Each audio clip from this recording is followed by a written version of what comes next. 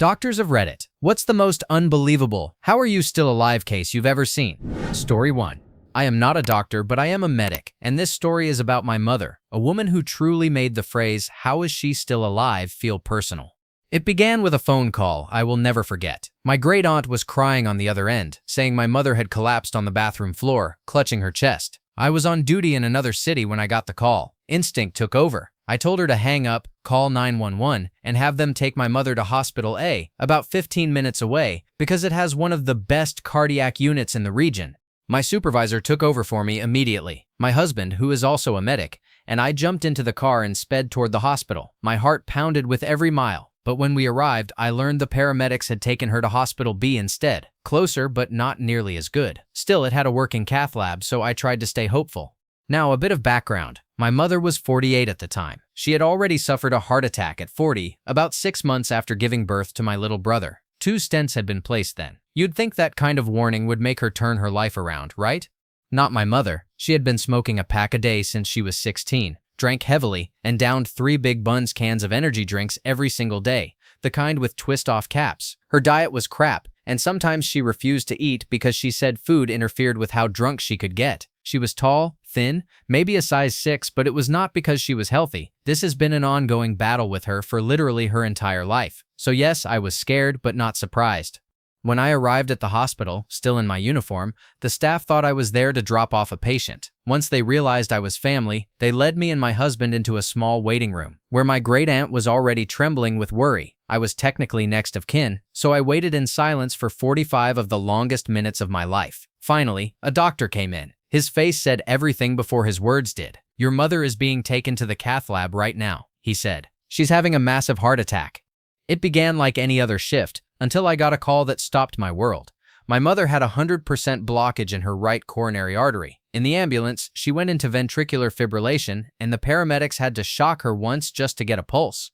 By the time she reached the ER, she was clinically gone for 8 minutes. The team started CPR, managed to get a shockable rhythm, and hit her with the defibrillator twice. Miraculously, she came back. They rushed her straight into the cath lab, placed 6 new stents, making it 8 in total, and then she coded again. Another shock, another fight back from the edge. She died 3 times that day. Technically, kind of, but each time she clawed her way back.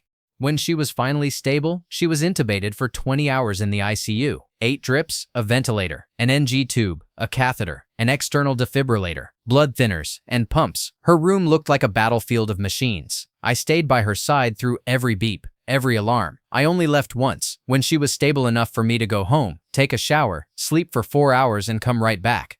I see patients like this all the time in my job, critical ones, people hanging between life and death. But watching your own mother like that, it's different. No amount of training prepares you for that kind of ache. For all our issues, seeing her lying there broke something deep inside me. Then somehow, she walked out of the hospital 4 days later, perfectly fine. No brain damage, no weakness, nothing, just fine. The doctors couldn't believe it. One of the cath lab doctors saw me in uniform as they were wheeling her out and said, "I'm not going to sugarcoat this. You know how bad it looked. She shouldn't be alive, but she is. Be grateful for that." He told me things in medical terms most wouldn't understand. And yeah, if I hadn't known better, I would have been flipping crap. But instead, I just stood there, amazed.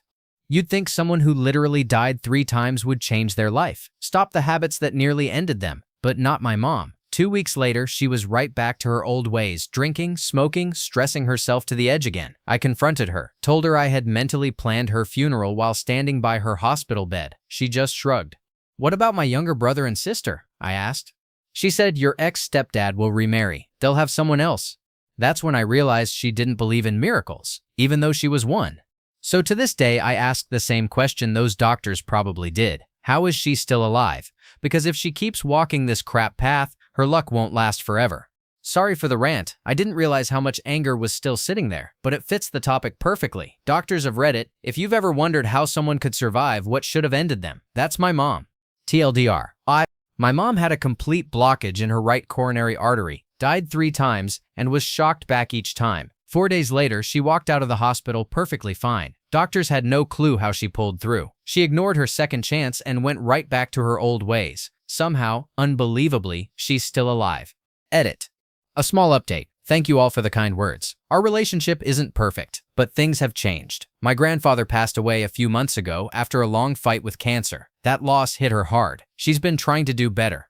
She's got a grandbaby due in January, and I've told her straight up if she wants to be part of his life, she needs to let go of the booze. My husband and I have already talked to her about it. My grandfather's death made her realize how fragile life is and how easily it can slip away. She lives in another state now, so I can't watch her closely, but I'm giving her one last chance. I want her to meet her grandson, my grandfather's namesake, at least once, because after everything she's been through, after dying 3 times and walking out smiling, I still can't stop asking myself, how is she still alive? Story 2. About 3 weeks ago, I was in the bathroom while my girl was showering, unclad and humming like it was any regular morning. I was just finishing my business when something strange caught my attention. The toilet paper I had just used to wipe myself was covered in blood. At first I froze. It hadn't even hurt, but the sight was undeniable. My girlfriend noticed my face and asked, "Everything okay, babe? You look worried." She continued scrubbing herself, calm as ever, while I sat there realizing something wasn't right. "I think so," I muttered, trying not to sound panicked. "Just a bloody stool. Probably nothing." But over the next 2 weeks it didn't stop. Every single day, the same thing. Blood. I began to worry that maybe it was something serious like colon cancer or Crohn's disease. It even started to affect my intimate life. My girlfriend got annoyed after I accidentally left a few stains on the sheets one night. She was cool about it, but still, it was embarrassing. I finally decided to see a specialist. Coincidentally, a colleague of mine, Cassandra, the lively receptionist at work, mentioned a great proctologist she'd visited recently. She'd had some digestion issues that led to a small tear, and this doctor had apparently fixed her right up. A few days later, I found myself sitting nervously in the examination room. The door opened, and to my surprise, in walked one of the tallest and most confident women I'd ever seen. Long dark hair, calm eyes, and an unmistakable aura of competence. "Hi, I'm Dr. Williams," she said with a kind smile. "So Chris, what brings you in today?" Trying to stay composed, I explained. "I've been having bloody stools for about 3 weeks. It's painful sometimes, and I'm starting to worry it might be something serious." She asked, her shiny blonde hair tumbling over her chest, her scrubs clinging slightly, streaked with traces of red and, well, less pleasant colors from a long day in medicine. "So, how long have you been having these bloody stools?" she said calmly, her tone professional but kind. "About 3 weeks," I said, trying to sound casual, though my stomach was in knots. "It really hurts when I, go to the bathroom." As I listed my symptoms, she bit gently on her pen, deep in thought. My brain, being the idiot it is, chose that exact moment to imagine her biting something entirely different. "Chris," she said, her voice snapping me back. Her mouth parted slightly as she spoke, and I realized I'd been staring like a fool. "Oh, sorry, I zoned out," I said quickly. "What were you saying?"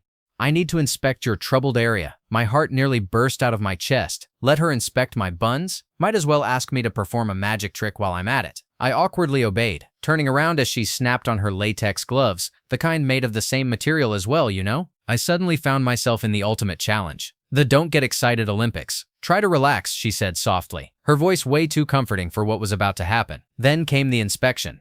"Does that hurt?" she asked, pressing gently. Yes," I said through gritted teeth, my dignity slowly leaving my body. After staring at what felt like the deepest parts of my soul, or more accurately, my cakes, she finally said, "Done."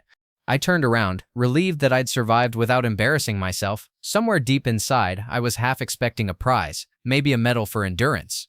Instead, she gave me something better, answers. "It looks like you've got an anal fissure," she said professionally. "It's very small, like a paper cut, but yours hasn't healed because the surrounding muscle keeps spasming." "How did that happen?" I asked, trying not to imagine her leaning across the hood of my El Camaro in slow motion. "It can be caused by many things," she said, brushing a loose strand of hair behind her ear. "Constipation, long bouts of diarrhea, straining too hard, stress, sometimes even, smushing." At that word, my brain short-circuited again. I pictured Dr. Williams in a romantic light, and suddenly, anal fissures weren't the only thing I had a problem with. "Are there any cures?" I asked quickly, hoping she didn't notice. "Will I need surgery or anything?" She smiled gently. "Not yet. I'll prescribe topical nitroglycerin and some calcium channel blockers. They'll help relax the area. If it doesn't improve, I can give a small injection of botulinum toxin into the sphincter muscle and take warm baths. It'll help." If you had asked me to name my autobiography right then, it would have been The Never-Ending Flagpole, the Chris Kingsley story, dedicated on the first page to Dr. Williams, who taught me what it meant to suffer from a problem that just wouldn't go away. "Is there anything else I can do for you?" she asked with perfect sincerity, completely unaware how that sounded to my fevered mind.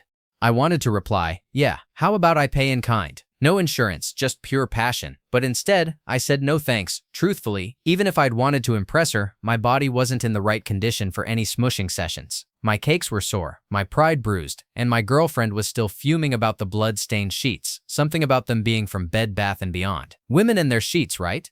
Dr. Williams smiled one last time. You're lucky you came in when you did, Chris. A few more weeks and you might have been in serious trouble. I laughed nervously. Guess I didn't want to find out how bad it could get. She grinned. Good. You wouldn't believe how many people wait until I have to ask, how are you still alive? I walked out of that clinic with a sore behind, a bag full of medication, and the strangest sense of gratitude. I'd gone in worried about dying and left thankful I still had my dignity. Well, most of it. And every time I think about it now, I still can't help but laugh. Story 3. I'm not a doctor, but my dad had a completely insane experience back in November of 2015. He had a bad reaction to a flu shot. Just to be clear, he had a history of vaccines affecting his body weirdly as a child. Disclaimers. I'm not saying vaccines are bad and I believe in them, nor am I advocating for people not to get them. Anyway, right after getting the flu shot, he started feeling sick. He waited about a week, hoping it would pass, but things got worse. When he finally went to the ER, he had a severe headache and full-blown flu symptoms. Then, towards the end of that week, the reason he went to the ER, he started getting sores all over his arms, legs, and face. They looked like chickenpox, but the crazy part, they didn't itch at all. They admitted him immediately and started running scans. The results were terrifying. Weird spots showed up on his brain and other organs. Those sores on his extremities, they started from the inside and worked their way out, which explained the intense headache. The doctors told us his body was in septic shock. Everything else was off too. Blood pressure, blood sugar, oxygen levels, breathing, you name it. They intubated him, gave him a tracheostomy, and put him into a medically induced coma to help his body focus on healing itself. It was terrifying. A week into his ICU stay, they still couldn't figure out what was causing it. None of us even knew about the flu shot at first. He was so out of it that week before going to the ER that he couldn't think clearly or have normal conversations. And to be fair, he's had vaccines his whole life, and reactions like this hadn't happened since childhood. The doctors decided to transfer him to a more advanced hospital equipped for extreme cases. During transport, something went wrong with his track tube. AirMed claimed it broke, but my aunt, who works at the hospital and watched it happen, said it was knocked out. We'll never know which. Either way, he couldn't breathe, went into cardiac arrest, and was clinically dead for 4 minutes. They rushed him back to the ER and miraculously brought him back to life.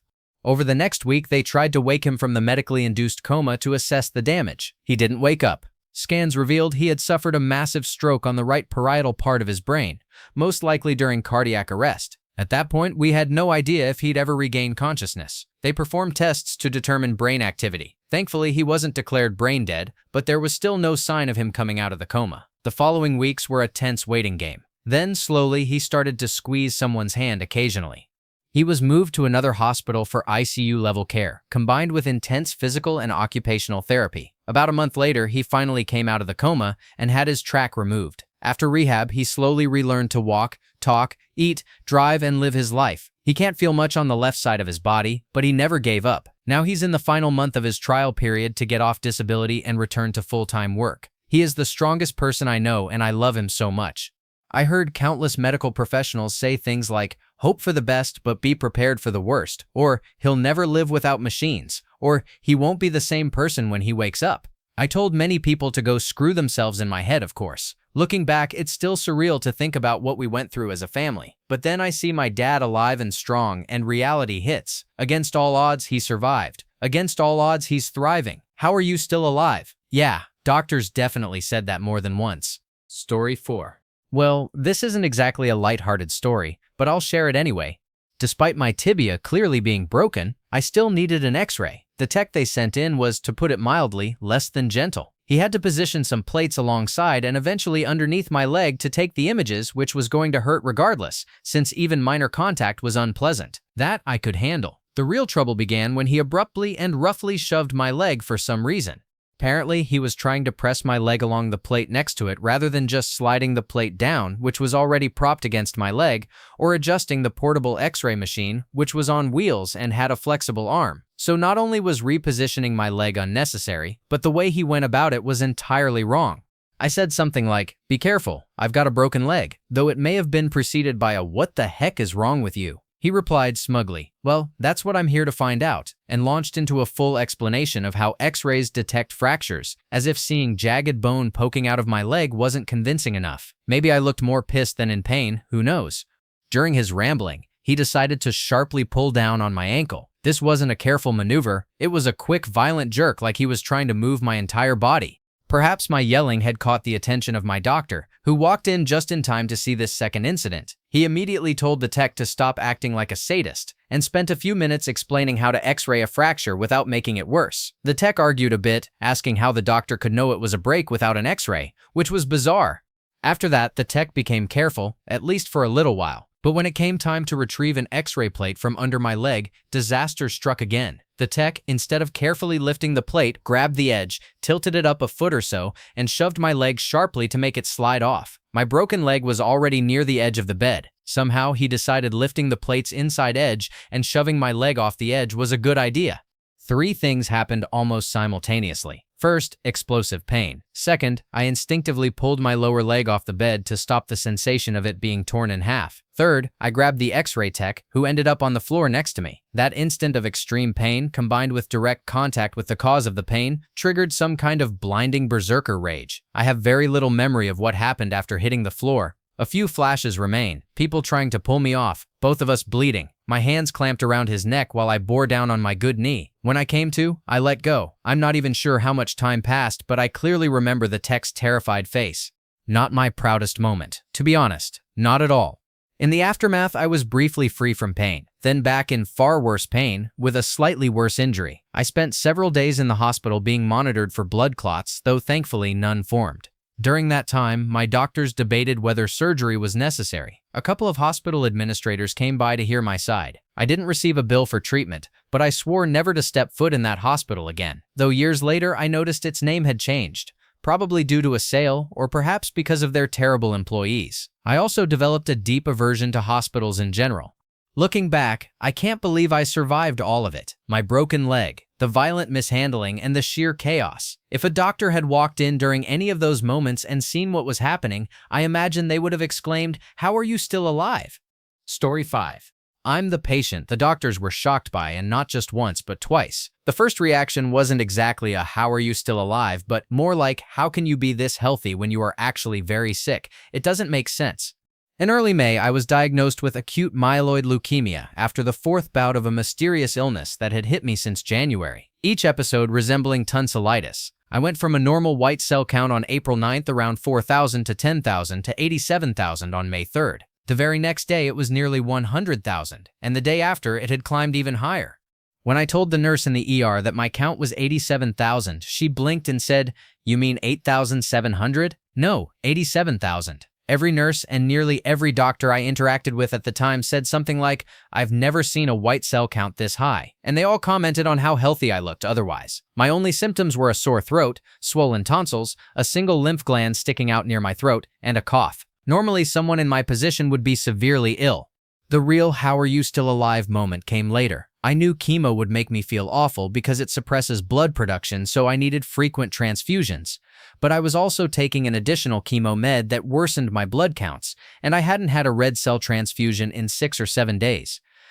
I should have called my doctors immediately, since I felt so terrible. They would have had me come in, checked my levels, and given me red cells and platelets right away. But having experienced a similar situation the previous month, and it not being an emergency then, I assumed it was expected. There are so many things about cancer that no one really prepares you for. Everyone knows about puking, diarrhea, and hair loss, but few mention the less obvious, like skin peeling, retinal bleeds, opportunistic shingles infections, or the type of crap I was feeling.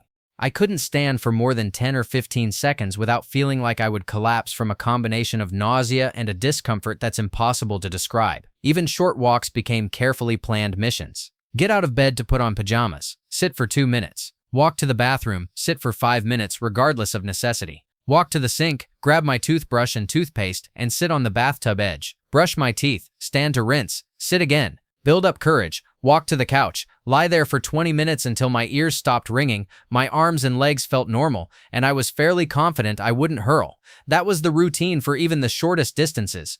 3 separate people offered me a wheelchair during my walk to the appointment. I stubbornly refused. When the blood results came back, my hematologist and his RN partner were wide-eyed, staring at me in disbelief and asking how I could walk through the clinic at all, much less without being transported in an ambulance. I explained that I took breaks along the way. My usually calm doctor almost yelled, "Of course you're taking breaks, you're not getting any oxygen." My hematocrit, a measure of my blood's oxygen-carrying capacity, was absurdly low, far below safe levels. I had to receive a few pints of blood that day, along with 2 pints of platelets. 2 days later, I still needed another 2 pints of red cells and 2 more pints of platelets. And that wasn't to bring me to normal levels, it was just to reach good enough considering you have cancer levels. TLDR. Ignore the 100,000 plus white cell count. I just have tonsillitis, with a side of you're not getting any oxygen. Story 6. Okay, here goes. Fortunately for you, I'm on call and everyone is stable right now. Patient 1. He experienced sudden complete blockages of his main artery, the aorta, and both main blood vessels connecting the heart to the lungs, the pulmonary arteries caused by blood clots. The aortic blockage occurred while he was parking his truck at the hospital for an unrelated visit. Either condition could have been fatal, and the two together made the situation even more dangerous. Blood thinning is required for the pulmonary artery clots, but surgery is necessary for the aortic clot. Blood thinning increases the risk of surgery, and the pulmonary clots make anesthesia and blood pressure changes during aortic surgery extremely dangerous. It was a lose-lose scenario, but miraculously he survived. He won. Patient 2. He came in with a vague complaint of belly pain, but was found to have severely acidic blood, barely compatible with life. This was caused by a rare reaction to a diabetes medication, metformin, which led to extremely high lactic acid levels and sudden kidney failure. He needed emergency dialysis, which required a large IV to be placed in his groin. During the procedure, a critical safety rule was broken. The guide wire used for the line was accidentally left inside him. During dialysis, the wire was sucked into his heart, causing cardiac arrest. He was resuscitated, and a chest X-ray revealed the wire. He was transferred to my hospital, where interventional radiology successfully removed it. Astonishingly, he walked out of the hospital a few days later, fully recovered, leaving the doctors once again amazed at his resilience. Patient 3. She had 8 or 9 children, including at least 1 via C-section, and had previously developed a condition called placenta increta, in which the placenta grows through a uterine scar and into the muscles of the uterus. This condition already posed a high risk of bleeding and complications, so she was advised against future pregnancies. She became pregnant again and developed the most severe form, placenta percreta, in which the placenta grows out through the uterine scar and invades the inside of the abdomen, almost like a tumor. Since the placenta is made almost entirely of blood vessels, this condition can cause catastrophic bleeding and even death. She underwent a carefully planned cesarean hysterectomy, where the baby was delivered first, followed by the removal of the uterus. Despite months of planning with multiple medical teams and safety measures, she still experienced massive bleeding. Mid-surgery, she had to be moved to a special operating room so that live X-ray guidance could be used to block off certain vessels. Temporary clamps were applied to vessels that could not be sacrificed to stabilize her, and she then underwent additional surgeries. During the first operation alone, she received over 150 units of blood products, essentially replacing her entire blood volume 10 to 15 times. The team later described the situation as a miracle, marveling at how she survived such an extreme ordeal. Every time I recount these cases, I can see the disbelief on the doctors' faces. Story 7. First, some backstory. In Brazil, you can begin an internship much earlier than in most American and European med schools, so keep that in mind. I was in my 4th year of med school, and on the first day as an intern in a trauma hospital, there had been a bus crash earlier that day, so all the staff were occupied. Suddenly, a woman came in screaming, "I am going to die. I got shot in the head." When I looked up, I saw a very thin woman with deep-set eyes and skin as white as snow with a bullet hole in the center of her forehead. She told us she owed money to a drug dealer who had put a gun to her head, shot her, and run. I believed her because she had burn marks and gunpowder residue on her skin, right around the hole. Now remember, I was still a student, and no doctors were immediately available. I ran to my professor, who was attending to another patient, and explained the story. I also mentioned that the patient was lucid, with normal vital signs. My professor advised me to order a CT scan immediately. The CT revealed that the bullet had entered the first layer of her frontal bone but did not penetrate the second layer. It traveled down through her palate and throat, finally stopping at a vertebra, C5 if I recall correctly. Remarkably, there was no brain damage at all. We admitted her and performed an emergency tracheostomy along with preliminary reconstructive surgery. A cervical collar was also placed for stabilization. This was only a first, temporary approach, not a definitive solution. After 3 hours, she was stable in a room on the 3rd floor, so the team went to attend to other patients. A while later, the emergency department received a call. "Hello, we are from X hospital, about 20 kilometers away, and we found a patient of yours in our emergency room." The nurses on the 3rd floor realized she was missing. She had jumped from a 3rd floor room, broken her ankle, and then taken a bus to another hospital. Why did she do it? She said, "I saw him there. He came to finish the job." And yes, before you ask, some people lost their jobs over this incident. TLDR, a patient shot in the head survived, could walk, talk, scream, and somehow make it to another hospital after jumping from a 3rd floor room. Story 8. I had been training intensely for a sevens rugby tournament. Our coach had us running massive sprints, marathons, and most importantly, doing a ton of stretching, rolling through tackles, getting up immediately after being hit, and running after every play. After months of this, I was as limber as a 3-year-old, could run endlessly, and could take a hard tackle without hesitation. Fast forward to vacation in Hua Hin, Thailand. After a long day at the beach, my wife and I returned to the hotel. After showering and some intimate time, we realized we were hungry. I decided to jump on a motorbike to go to the noodle shop down the street. Yes, I wasn't wearing a helmet. At a busy intersection, I was traveling about 30 miles per hour. I noticed a cluster of motorbikes waiting at a crossroad. Then suddenly, a bike jumped directly in front of me. My last thought before everything went black was, well, I'm not going to miss this guy.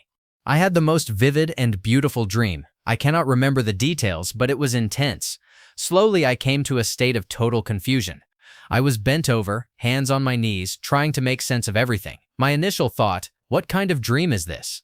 As I regained awareness, I realized it was not a dream. I looked around and was surrounded by local people who seemed horrified and ran away. I started shouting, "What is happening?" when I realized I couldn't speak clearly. My front teeth had been pushed into my mouth at about a 45-degree angle. The truth hit me. I had been in a severe accident.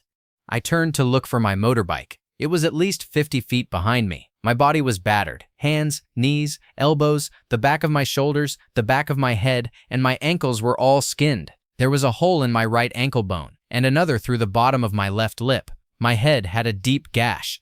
Shock masked most of the pain, so I staggered around asking for help while everyone fled. Eventually, the pain kicked in, and I barely made it to the side of the road before collapsing. Some emergency responders arrived in a pickup truck. I actually walked to it. There, I met the person I had collided with, a man who appeared nearly unharmed with only a little blood from his ankle. He was carried on a stretcher while I was placed in the back of the truck. They took me to a local hospital, which was far from sophisticated. They stitched my wounds, though my lip and head stitches became infected and had to be cleaned and restitched. The staff asked my name, which I knew, and my hotel, which I did not. Somehow, the police coordinated with my wife and the hotel owner and got me back safely. Here is why I think I survived. Months of intense rugby training had prepared my body to endure massive trauma. My doctor later told me that without that conditioning, I probably would not have made it. 16 years later, I still feel some lingering effects from that day. Sometimes I wish I could have seen the crash from a third-person perspective. It must have been pretty bad. Story 9. My college had sent a bunch of freshmen abroad for a semester of schooling. On the way to our destination, we had a layover, and everyone was enjoying the newfound ability to buy booze. It was a get-to-know-everyone type of deal, and the excitement was palpable. On the way home after the trip, we had a much longer layover. One of my friends and I decided to buy a handle and enjoy a last bit of legal drinking before returning to the States. We assumed others would join us in this endeavor. No one did, so I walked over to another part of our group and asked if they wanted any. They responded by daring me to drink. My buzzed self said yes several times. After that, everything became hazy. The next thing I knew, I woke up in a bed with an IV in my arm. The clock read 3, but it was dark outside. I pieced together that it was 3 in the morning. I realized I had missed my flight and wanted to get back to the airport immediately. Without thinking, I pulled the IV out of my arm. It started bleeding, but I said crap, grabbed some paper towels from the bathroom, applied them, threw on a sweatshirt, and gathered all my belongings to leave. As I attempted to leave, a nurse saw me and started speaking in a language I didn't understand. Eventually, I realized it meant I couldn't leave. I went back to my room and waited, frustrated and confused, for several hours. Eventually, someone came in and handed me a phone. It was my wife. I was under 20, never married, and had no memory of the night before, so I was panicking. It turned out to be one of the adults from my trip pretending to be my wife to get information about what had happened. I explained that I couldn't leave yet because I was under observation for having a high BAC. They reassured me that I would be able to transfer my ticket and that my parents would be informed as the flight staff wouldn't provide any updates. Using a computer, I contacted my parents, who were relieved that I was okay rather than upset at what happened. Then I began figuring out how to get home. Luckily, I was released later that day and found a hotel a short walk away. One of the front desk staff spoke my language and was incredibly helpful, securing a ticket for me to use a shuttle reserved for paying customers to reach the airport. I finally made it to the airport, transferred my flight for less than I expected, spent a day lounging while waiting for the next flight, and ultimately returned home safely. Looking back, it was terrifying, disorienting, and unforgettable. A perfect storm of poor decisions, bad luck, and unexpected kindness from strangers. Story 10. I once worked on a case that still gives me chills whenever I think about it. I am a pathologist, and I had a man brought in who had died suddenly and without any warning. At first, everything about him seemed ordinary. Nothing outwardly explained his passing. But as I began my examination, I discovered something that left me speechless. This man had received a lung transplant about 15 years earlier. Naturally, that drew my attention right away. When I opened him up, what I saw made me pause. His transplanted lung was completely upside down. I thought it was just some post-mortem shift, so I gently lifted it and turned it into what should have been the proper position. And then, right before my eyes, bloop, it flipped itself right back upside down. I froze. That was not normal. That was alarming. After closer inspection, I realized what had happened. The surgeons who performed the original transplant had attached the lung incorrectly. Somehow, for 15 long years, that organ had stayed in place, fighting to twist itself into the correct orientation. It was like it had been waiting all that time to flip. Then came the shocking part. On the day he died, the lung must have finally shifted into that correct position. But because of the way it had been attached, flipping over caused the pulmonary artery to seal shut instantly. It cut off the blood flow, and that was it. His life ended within moments. The man had lived for 15 years with a lung that was practically dying to flip upside down, and it was only by sheer chance that he never moved in a way that allowed it to do so until that fateful day. To this day, it remains one of the most fascinating and unsettling cases I have ever witnessed. Story 11. I've experienced this firsthand, so here's a personal account. The doctor said it was intestinal torsion, or to use the proper term, volvulus, which basically means my intestine had kinked up like a twisted garden hose. The vomiting part is accurate. When the pain starts, it begins faintly, so you assume you're just hungry. Naturally, you eat. Then you're still hungry, so you eat more, and so on. This is definitely not ideal. All that food is now fighting its way through the twisted intestines. Gross as it sounds, vomiting actually provides the most effective relief because it eases the pressure, at least for 10 minutes or so. The pain intensified over the span of roughly 12 hours, all while I avoided the ER because I didn't want to worry my family. I was only 17, hoping it was some strange case of food poisoning that would eventually pass. I eventually learned not to eat anything and stuck to water, at least giving my stomach something to expel. Eventually, I ended up at the hospital. My mom and stepdad had to help me walk because my body had basically shut down. The pain was so intense that I was pushed into a wheelchair, numb from the chest down and shivering as if it were minus 70 degrees. I later learned I had been hallucinating because I remembered seeing a close friend in the ER and making eye contact, feeling embarrassed at my state, but he later told me he had actually been at school. They administered hydromorphone, but it only told my body it could tolerate the pain, so the discomfort returned, slightly lighter but still very present. At first, the doctors suspected appendicitis, but scans revealed the twisted section of my intestine. They prepared to surgically remove the affected portion and reattach the ends. Then, astonishingly, the pain began to subside on its own. The intestine had untwisted itself just as randomly as it had twisted in the first place. The doctor explained that intestinal torsion usually ranks as 10 on the pain scale, and that he had only ever seen it in newborns or the very elderly, those 80 or 90 years old and above. Lucky me, my abdominal muscles were sore for over a week afterward, and I could only eat Jell-O and take vitamins. Considering how close I had come to a life-threatening situation, I consider myself extremely fortunate. It has happened a few more times since then, but now I recognize the warning signs. When it occurs, I vomit whatever is in my stomach and abstain from food until it passes. I can barely stand or lift anything during these episodes, and there is pain, but it is manageable as long as my stomach remains empty. When I have expendable money in the future, I plan to get a thorough medical evaluation to understand why this keeps happening. Story 12. I once cared for a patient whose story still amazes me to this day. He was working beneath his car when, without warning, it slipped off the jack and fell directly onto his face. It sounded impossible that anyone could survive something like that, but he did. The only reason he lived was that every single bone in his face broke. He had what we call a Leffert 3 fracture, which in this case unintentionally saved his life. Those fractures gave his skull the flexibility it needed to absorb the impact and allowed his brain to swell outward instead of being crushed. He later required surgery to relieve the pressure caused by cerebral swelling, but oddly enough, those broken facial bones provided a natural release valve that kept him alive. When I first saw him in the intensive care unit just one day after the accident, his head was so swollen that he didn't even look human anymore. It was heartbreaking to see, but also incredible that he was still breathing. A few weeks later, I was rotating through a different hospital unit when I unexpectedly ran into him again. I barely recognized him. The swelling had subsided, and he was recovering faster than anyone had expected. He could walk and talk, and though he still had some healing left to do, his brain function was nearly normal. For someone whose skull had taken that kind of trauma, it felt nothing short of miraculous. Due to privacy, I can't share his age, where it happened, or when exactly this occurred, but I can say this much. He was young, and younger brains often heal better. I wouldn't be surprised if, years later, he went on to live a perfectly normal life. When I mentioned minimal neurodeficits, I meant it in the context of how severe his injuries were. I saw the patient only briefly a few weeks after the accident, and at that time he still had some swelling but was improving every single day. He could already walk, talk, and think clearly. Aside from the confusion and memory loss right after the accident and his time in the intensive care unit, there were no lasting memory issues that I noticed.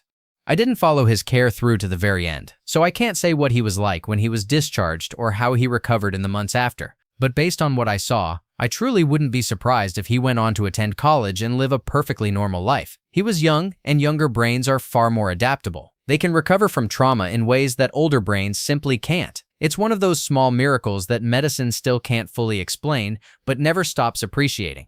Now, a few people have asked a very reasonable question. Why don't doctors purposely break facial bones to relieve brain swelling? The answer is simple. We don't need to. In cases of severe swelling, surgeons already have methods to relieve pressure safely. They can create tiny openings in the skull, called burr holes, to release the pressure. And if the swelling is extreme, they might perform a craniotomy, temporarily removing a portion of the skull. Sometimes, that piece of skull is carefully stored in the patient's abdomen, where it stays alive until the swelling goes down. Then it's reattached later.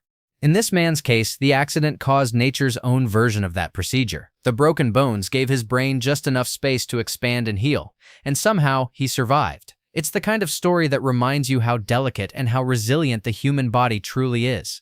Story 13. My second husband jumped out of my vehicle, not once, but twice on separate occasions. We had been arguing about his bratty kids, and he told me to pull the car over. We were in the middle lane in heavy traffic, and I couldn't pull over. I wasn't going very fast because of the traffic, so my ex decided it was a good time to jump out. I was stunned. He didn't fall, and he darted between a bunch of cars to the side of the road. It took me a while to turn around and catch up with him, and when I did, he refused to get back in. We weren't close to home either. I went back home and my grown son and I were standing in the open garage talking when my husband walked up. He didn't say a word. He just walked into the house.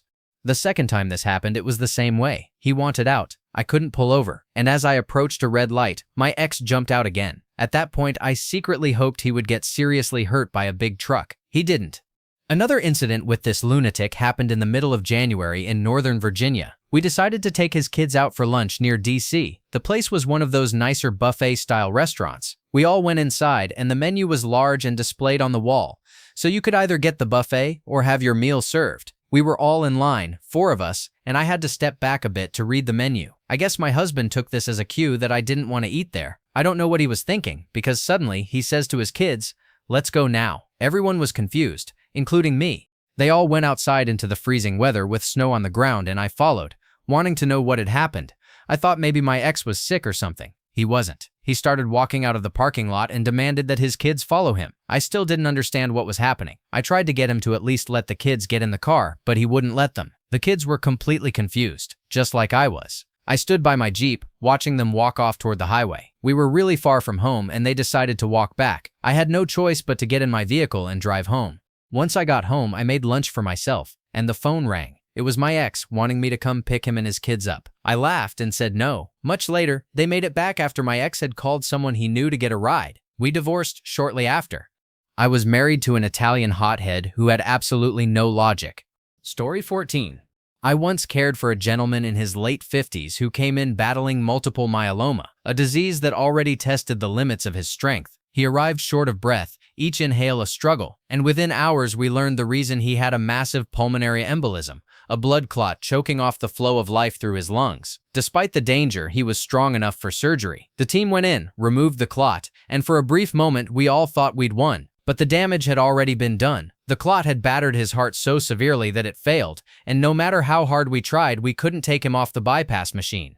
That's when we turned to ECMO, a machine that acts as both heart and lungs, running blood through an external circuit while giving the real organs a chance to rest. His chest stayed open, draped in sterile covers, with tubes connected directly to his heart. It looked as if his life hung by a thread made of plastic and steel. 3 days later, we planned to move him off ECMO or shift the tubing so we could close his chest. But that morning, fate decided to test us again. Without warning, the oxygenator tube snapped, and in seconds, blood poured across the floor. The man went into cardiac arrest right in front of us. There was no time to think. The cardiothoracic consultant dove in and began internal cardiac massage, literally squeezing the man's heart with his hands to keep it beating. Every second felt endless. The room was filled with alarms, rushing footsteps, and the dull thud of suction as the circuit was hastily repaired. And then, miraculously, the rhythm returned. His heart started beating on its own again.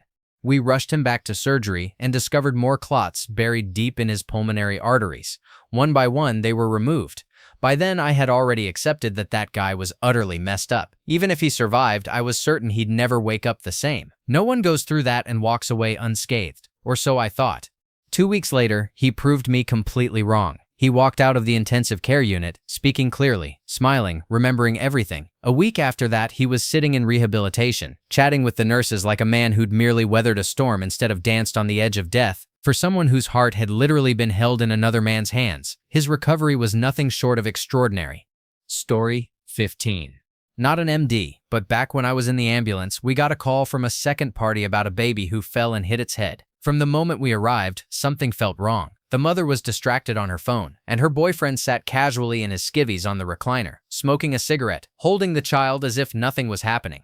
We asked what happened, and he replied nonchalantly, "Baby hit its head." The child was about 28 months old. As we carefully took him from the man, my heart sank. He was limp, soaked, and cold, like a tiny rag doll, almost lifeless. The worst part, he wasn't crying. His tiny face looked pale and unresponsive. The laceration on his head was minor, only 1 centimeter, but I could sense that this was far from a simple accident.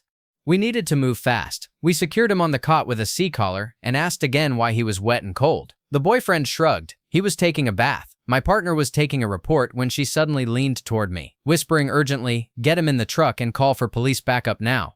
The fire department was on scene and quickly intervened, keeping the boyfriend occupied while we prepared to leave. In the ambulance, I started an IV while my partner assessed the baby. Then the horror revealed itself. Bruises covered his torso, and rope marks encircled his wrists. Cutting off his clothes, we discovered similar marks on his legs. Wrapped in warm blankets, we checked his rectal temperature, 72 degrees Fahrenheit. He started seizing immediately. Every second felt like a lifetime. We administered medication, but the seizures kept coming. The fire department drove, allowing us to manage everything en route to the hospital, weaving through traffic with sirens blaring. When we arrived, the baby was still seizing. Hospital staff rushed in. One of the doctors later told us he must have been in that bathtub for hours. He should have been gone, but somehow, against all odds, he had survived. Children's Hospital transported him to a pediatric unit and stabilized him. They said this was the lowest recorded case of non-drowning hypothermia in a pediatric patient to survive. Miraculously, he made a full recovery with no neural deficits. The police arrested the parents immediately after we left. About a year later, I saw him again. He was 100% normal, healthy, laughing, and full of life. There was no outward sign of the horrors he had endured. That day, I realized how fragile life can be, how resilient some people are, and how sometimes survival itself is nothing short of miraculous. Story 16. Former ER nurse here. One afternoon, we got an incoming call, male, mid-30s, found down, bagged but not intubated. That means they were manually helping him breathe with a bag, but no tube had been placed yet. His blood pressure was terrible, a code was called, and the tension in the ambulance bay was palpable. They arrived in about 5 minutes and hit the bay doors, and I swear it looked like they had wheeled in a Halloween prop. He was in shocking condition. After intubation and starting a barrage of fluids and pressors, he actually stabilized, but his appearance was beyond belief. He was severely emaciated, weighing around 45 kilograms, completely dehydrated, with matted, tangled hair, and his skin added decades to his look. The worst part was his skin. Apparently, he hadn't been seen for weeks and had been lying on his left side for a very long time. The neighbors had finally called 911 because of the smell coming from his apartment. I went to assist the nurse in cleaning him up, and the damage was horrifying. His skin over the bony prominences had broken down so badly that you could see his hip bone shift inside him as you moved his legs, totally eaten away by pressure and prolonged exposure to bodily fluids, including acidic urine. On top of that, he was covered head to toe in scabies. We fully expected his labs to be catastrophic: extremely high white blood cell counts, multi-organ dysfunction, renal failure, severe electrolyte imbalances. Surprisingly, nothing matched the horror we saw. His labs were better than many drug-seeking patients we treated. No broken bones, reactive pupils, and CT scans were normal. We had no idea what happened to him after that night. Likely, he developed infections from the exposed bone, but the fact that he was even alive after being in such a state was astonishing. Speculation suggested he might have been addicted to drugs, fallen, or passed out and couldn't get up. Back to the unforgettable part, the smell. When they hit the bay doors, I thought, what the heck is that? Before I could even finish, we were blasted by a smell so vile it made your eyes water, and we were freaking ER staff capable of eating lunch while patients vomited. Even though we moved him to an isolated room, the stench permeated the entire unit. We handed out masks to other patients and visitors and even offered toothpaste to help mask the odor. People would squeeze toothpaste between masks and breathe in mint instead of Satan's a-holes. That stench lingered on my upper lip even after I got home. Story 17. I'm not a doctor, but I've had first-hand experience with shocking situations. When I was 10, my estate was having new power lines run underground. This meant the old power station was boarded up in what I can only describe as a crap old garden shed. Being a curious young boy, I wanted to see what was behind those wooden doors. A few older kids from my estate, acting like total morons, busted it open with an iron crowbar they stole from my dad's tool stash. I got to see what was inside. At first, I didn't touch anything. I just stared in amazement at the colorful wires. Honestly, it was like a toy shop to me. I left when the older kids ran off, but later that evening, around 5 or 6, I returned alone, spotting what I thought were monkey bars. I decided to climb. The moment my hands touched the first bar, I blacked out. The next thing I remember, I was staring up at a summer evening sky. Seconds later, the older kids from the estate swarmed me. Apparently, I had been blown about 10 feet from the doors. My dad came to the back garden to see what all the commotion was. There I was, walking toward him like a tiny Beetlejuice hair standing on end, clothes burnt to a cinder. Once he saw my hands, he knew something was seriously wrong. About 20 minutes later, we were at A&E. The doctor looked at me and asked, "What happened? Did you touch a busted light bulb or an exposed wire?" My dad said, "I touched our power lines from the energy box out back." The doctor laughed at first, thinking it was a joke. When he realized my dad was serious, he went pale, flicking his head back and forth in disbelief. He told me there was no chance I would still be here if I had actually touched the live lines. I was forced to stay in the hospital overnight for all sorts of checks. When I left the next day, the doctor gave me 5 lollipops and told my mom how lucky I was to still be walking around with no serious trauma, just a few small scars on my hands. The second incident happened about 7 years ago. I rolled an old family car in a field and sank it roof first into a swamp. I don't remember exactly how it happened, but I got out. A paramedic arrived at the scene, found I had a broken wrist, and laughed, telling me I was one lucky son of a bitch. He drove me to O&E to have it x-rayed. Story 18. I'm not a doctor, but this story still gives me chills whenever I think about it. My best friend's brother-in-law was watching the Super Bowl earlier this year, acting perfectly fine at first, laughing, talking, completely himself. Then, halfway through the game, everything changed. He suddenly started speaking gibberish, stumbling into walls, and acting strangely confused. Within minutes, he began taking off all his clothes and pacing around like he didn't even know where he was. It was terrifying to watch.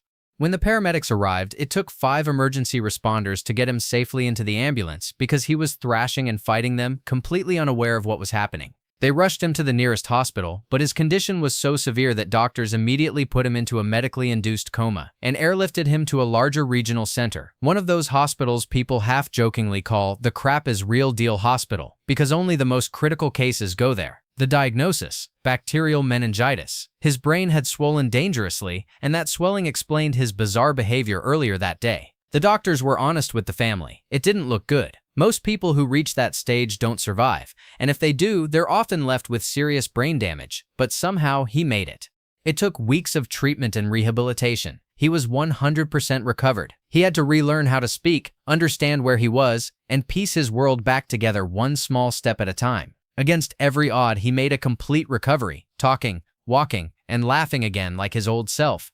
The doctors later said they believed the infection may have started from a dog bite, though that's rare. Thankfully, his wife and kids were tested and came back negative. Watching someone go from chaos and confusion to full recovery felt like witnessing a miracle unfold in real time.